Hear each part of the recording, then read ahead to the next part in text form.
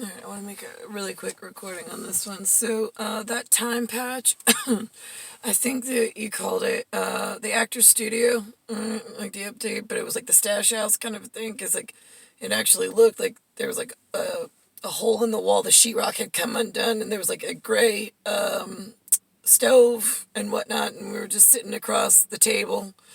And it was like that butcher block, but it was a Formica. That's where everybody was sitting around, and they were writing and whatnot. That was, whatever. It was the house I was living in, but no, it didn't look so good.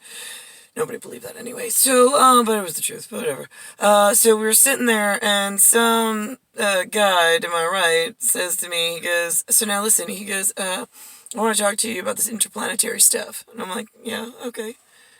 And Mark's sitting to my right, but Mark, it looks like Mark, my genetic marker, but he's tuned to like Ian's, like, like rhythm, like feeling of Ian, but he looks like Mark. So, and Ian being the guy from Hofstra meeting, so it's just a little weird, but without an accent, he sounded totally American. So whatever. So there's the scene. So, the guy's like rubbing his hands. He's like, I gotta talk to you about interplanetary. I'm like, yeah, it's sales office. He says. I go, yeah. I go, okay. And he says, well, I want to talk to you about buying Mars. And I'm like, Mark, you want to, like, help me out with this one? I don't know what the guy's talking about. And he's like, wait a minute. Now, Mark is the guy you just had the date with and, like, you really like and you want to stay with. And I'm like, in that moment, in that verification, I'm like, yeah, actually, yes. And so he said, he's like, okay. He's like, but, well, I gotta get back to the interplanetary. I'm like, okay. And he's like, where's the sales office? I go, I have no idea. And he goes, okay, well, but how do I buy it then? And I go, right, he had no idea. And I said to him, I said, I gotta be honest with you.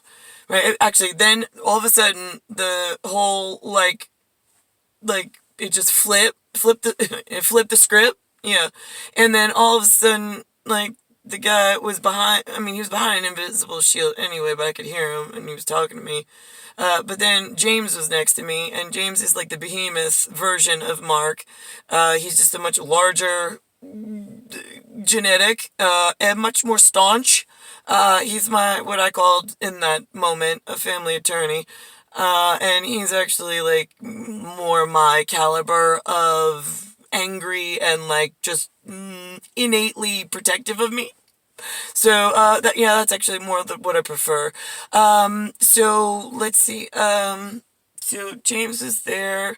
And then I said to the guy, as soon as James got there, then I looked at the guy and I go, now listen. And that was like, in hindsight, it's more of a Neptune moment. Yeah, so anyway. So then I look at the guy and I'm like, okay, so listen, here's the thing. I don't know about this interplanetary, like, sales office, because as far as I know, now that my attorney's here, I was like, we own the whole basket and bucket of planets, and they're held together with a certain calibration, and you can't just buy one planet. Besides the fact you're human, what would you do with it anyway?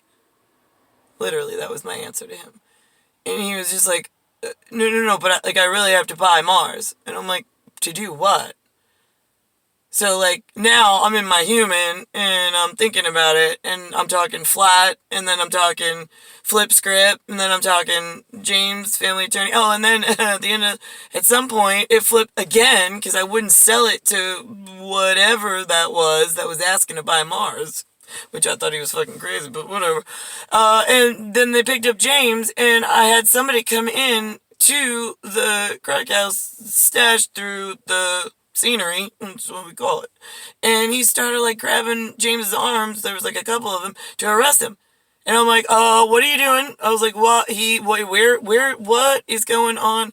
Why are they taking him away? I don't want to be here if they're taking him away. Like, he's my representation, I'm not talking to anybody unless he's here. And that was it. I was done. I was angry. I was berate. Berate. Yeah, I sure was berate. Because, we set you all up for success before we got here. Why are you, like, opening holes in time and space and testing out equipment that's not for human intervention? Well, it's for alien and extraterrestrial intervention to help me on my way not to get hurt, which is what then happened when I woke back up in 2015. I was about to walk right into a really scary event that nobody was around for. Well, we all doing too many tax swaps and like so many things. I mean, I get now that maybe this guy was actually trying, if he was stacked, maybe he was trying to help me in some form or fashion not go into that like disaster, like accountant's nightmare for a human. But in that moment, I'm looking at him and I'm like, like, what does a human, how much money do you need to buy, you know what I'm saying? Like, it doesn't even make sense. Not as an extraterrestrial, not as a human as an extraterrestrial. I mean, I don't get what you all pay for. And now I'm like, oh my God, was that like the war plan? Maybe that was the war plan that they sold each other in some tax swap to save me from going forward. But in that moment, in verification, I had no clue what you were talking about. And it was evident and clear. And if you watch it in verification on whatever, like phone or laptop, I don't know how you guys watch your stuff. I mean, I'm not part of that department, but I mean, you all use the equipment and then you lose control as shares and partnerships and also, I mean, like, you see what I look like? This is what's supposed to be in control of that kind of equipment. It's like not for your average human. It's just not. And no amount of money is going to get you into a club that's going to like get you a membership. That's the way it works.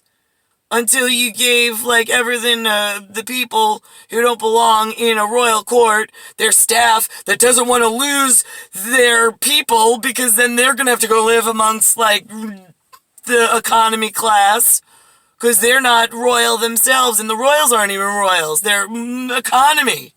So why don't you go put them in the economy class, kick them out of the gates? That's where they fucking belong, and they're the ones causing all the problems. So I'm a little confused where you all in Actors Studio